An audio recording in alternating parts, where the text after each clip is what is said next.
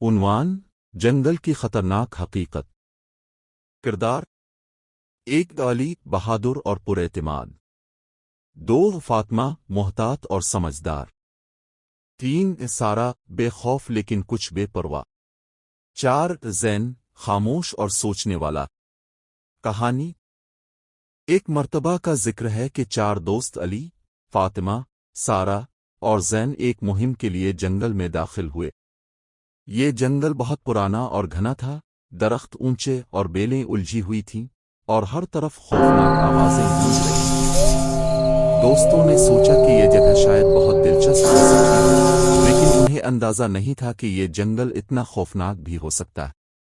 سارہ، جو سب سے زیادہ بے خوف تھی، نے کہا، آؤ ہم تھوڑا اور اندر چلتے ہیں، شاید ہمیں کوئی پراسرار چیز مل جائے۔ علی نے سارہ کا ساتھ دیا اور کہا کہ جنگل میں اندر جانے سے ہی تو مزہ ہے۔ فاطمہ نے ہچکچاتے ہوئے کہا، ہمیں محتاط رہنا چاہیے، یہاں کچھ عجیب محسوس ہو رہا ہے۔ زین خاموش رہا، لیکن اس کی آنکھوں میں فکر کے آثار تھے۔ وہ چلتے چلتے ایک پرانی درخت کے پاس پہنچے، جس کے تنے میں ایک گہرا سراخ تھا۔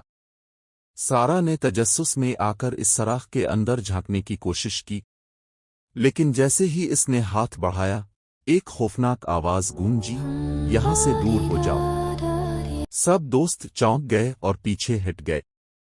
علی نے ہنس کر کہا، شاید ہوا کہ چلنے سے آواز آئی ہو، لیکن زین نے کہا، نہیں، ہمیں اس جنگل کی وارننگ کو سنجیدگی سے لینا چاہیے، یہاں کچھ غلط ہے۔ لیکن سارہ نے پھر بھی وارننگ کو نظر انداز کرتے ہوئے آگے بڑھنے کی ضد کی۔ جیسے ہی اس نے دوبارہ سراخ میں ہاتھ ڈالا، ایک تیز ہوا کا جھونکا آیا اور درخت کی شاخوں نے سارہ کو جکڑ لیا۔ باقی دوست خوفزدہ ہو گئے، لیکن انہوں نے مل کر سارہ کو وہاں سے نکالا۔ اس واقعے کے بعد چاروں نے جلدی سے جنگل سے باہر نکلنے کا فیصلہ کیا۔ جنگل کے کنارے پر پہنچ کر زین نے کہا، یہ جنگل ہمیں سبق دینے آیا تھا، ہمیشہ فطرت اور اس کی وارننگز کا احترام کرو، بے جا تجسس ہمیں مشکل میں ڈال سکتا ہے۔ دوستوں نے اس بات میں سر ہلایا اور عہد کیا کہ آئندہ کبھی کسی جگہ کی وارننگ کو نظر انداز نہیں کریں گے۔